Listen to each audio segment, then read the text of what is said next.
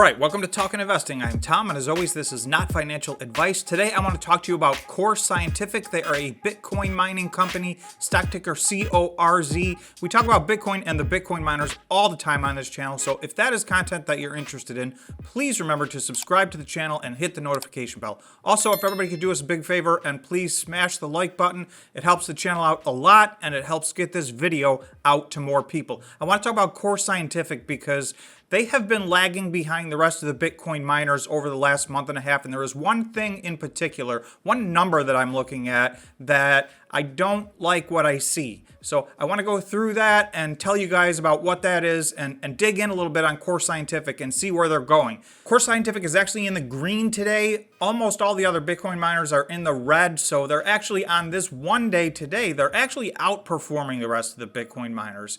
However, it is ever so slightly, and over the course of the last month, they have clearly been lagging behind. They now have a market cap, you can see, of $644 million. They were the biggest market cap company of all the Bitcoin miners for several months. Now they're just about half the size of Marathon, so there's been a pretty massive change. Really, over the last just 4 months, you'll see there's been a dramatic decline. On February 8th, 2022, they were about a $3.35 billion company, so that was about 5 months ago. In that 5 months, you can see they have just gone down drastically. So it's not just their stock that's going down. I always like to take a look at the market cap, as you guys know, because the stock price can be confusing based on any dilution that might be occurring, but the market cap's the market cap. And this company's market cap has tanked. They've gone from $3.2 billion in February of this year to now they're at $644 million. They've gone from first place overall in market cap to third place overall in market cap. So I want to dig in a little bit and take a look at why I think that's happening, the number that I don't like, that seems to be trending in the wrong direction. And I also want to look at their balance sheet and talk about their liquidity, because that is a gigantic part of what's going on. First, let's get to the chart that I'm worried about. This seems to be moving in the wrong direction, and I don't know why, so I can speculate, but first I want to just look at the facts.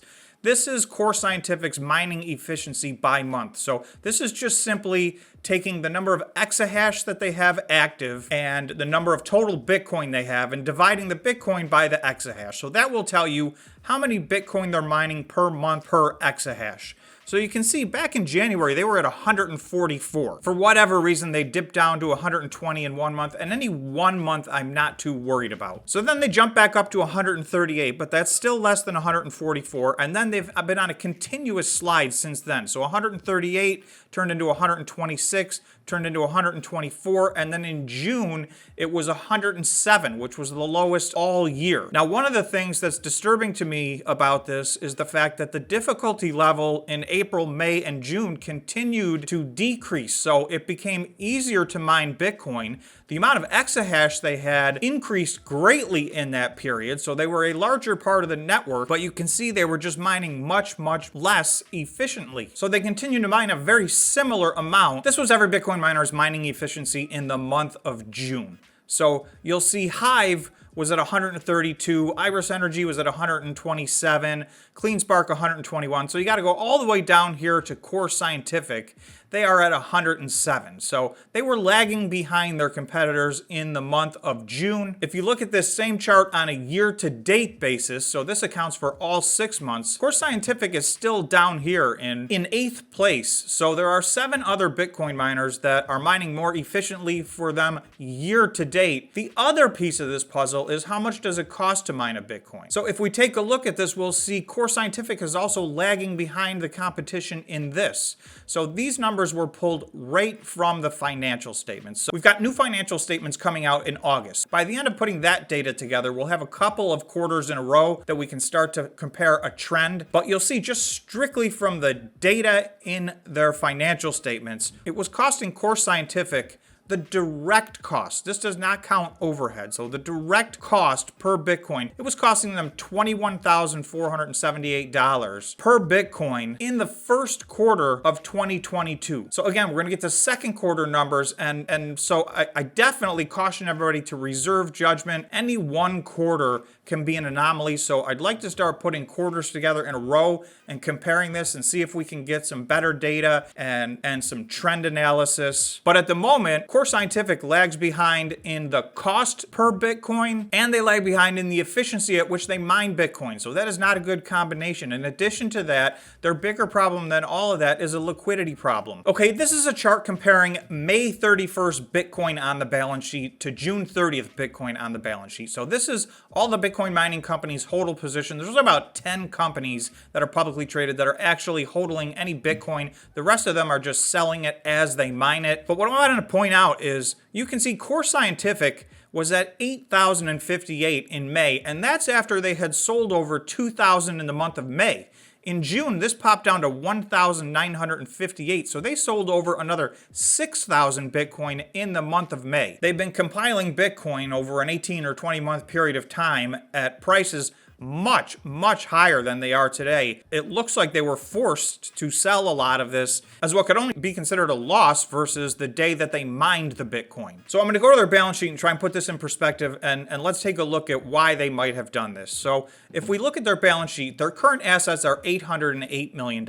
So you've got $316 million in digital assets at March 31st. Now, two things have happened since then. One, the price of Bitcoin has gone down dramatically. Remember, it was trading in the high 40,000s at March 31st. It's now trading in the low 20,000s. Additionally, they have now, subsequent to this, sold the vast majority of their Bitcoin. So the question that I will have is, they had about $410 million in liquidity at March 31st. Now, if we look at their current liabilities, that was about $414 million. So they were pretty much 1-to-1 from a current ratio standpoint. So you can also see they have over $1 billion of notes payable. So this is a highly leveraged company. If you take their total assets of $2.7 billion and take out the $1 billion that is goodwill, so that's an intangible asset, that leaves them at about $1.7 billion of tangible assets, $1.57 billion of liabilities. So they're very close to completely leveraged here. So I think they've sold a lot of their Bitcoin. So what I'm going to be interested to see is what was their cash number at June 30th. And then if they give us an update, typically when they do a financial update and release their quarterly results, they will tell us what their cash balance is on that day in August when they do the release. So that's the number I'm going to be looking at most. They've sold so many of these Bitcoin. Are they compiling some cash here? Or has this all already been spent? They did one other significant thing that should help their liquidity. On July 21st, so just at the end of last week, Core Scientific announces liquidity through $100 million committed equity facility. Under the agreement, Core Scientific has the right without obligation to sell and issue up to $100 million of shares of its common stock to B. Riley, subject to certain limitations. Okay, so this gives them the option to, through equity, to raise $100 million.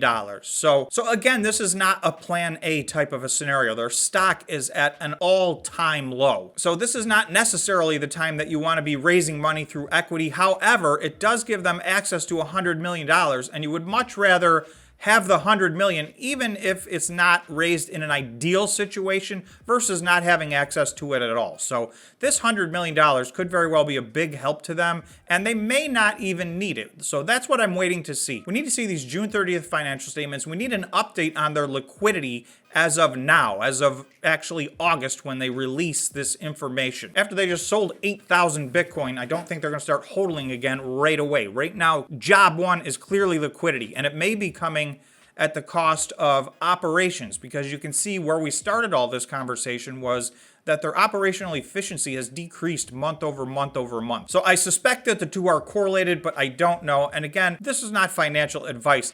If you guys are looking to invest in this company, or you're already invested in this company, please do your own due diligence, because this is a very complicated situation and there's a lot of things changing quickly. So please be careful with your money investing in Core Scientific and in all of the Bitcoin miners. This is a very, very volatile sector. Most of these stocks are still down right now between 85 and 95% from their 52-week high. So that brings me to the chart. Let's take a look at the chart. Okay, this company reached a high on November 23rd. That was at about just under $15. And actually at that time, they were still a SPAC. So I believe they were still a SPAC and they had not yet converted. But regardless, their peak was just under $15. They are down 87.5% from that time. So they're still down in the extreme off of their 52-week highs. And really, this is just since November. So if we take a closer look, you see in the last 10 days, they're actually bounced off of their lows. So they're up over 25 or 26% from their recent low, which is their all-time low. There has been some improvement, but I want to show you a chart versus their peers because this was the one I'm talking about. Okay, this green and red line right here is CORZ Scientific, and this chart goes back to essentially June 1st, so this is June and July. So you'll see their competition. I've included Riot, Marathon, CleanSpark, Bitfarms, Hut, and Hive. So those are the established Bitcoin miners, and that's their direct competition. Yes, there's several other Bitcoin miners that are publicly traded as well. These are the more established ones. So you'll see in the last just short of 2 months, since June 1st, CORZ Scientific is down 50%. You'll see at the very top of this list, Marathon is actually up 18%. In second place, you'll see Riot down 5%. So all the rest of them are down, but they're down along the lines of 5% to 30%. CORZ Scientific is still down over 50%. So as I'm looking at this, I'm trying to figure out, is CORZ Scientific going to rally and catch up to the competition? I really think it's contingent on looking at the next quarter's financial statement. So for me personally, I will tell you what I'm doing with this stock. And again, this is not financial advice. You guys need to know your own risk tolerance, time horizon. But for me, this stock has been lagging, and there's other Bitcoin mining companies that I have a lot more confidence in than this. So that doesn't mean that CORZ Scientific is going to fail. I'm not condemning them.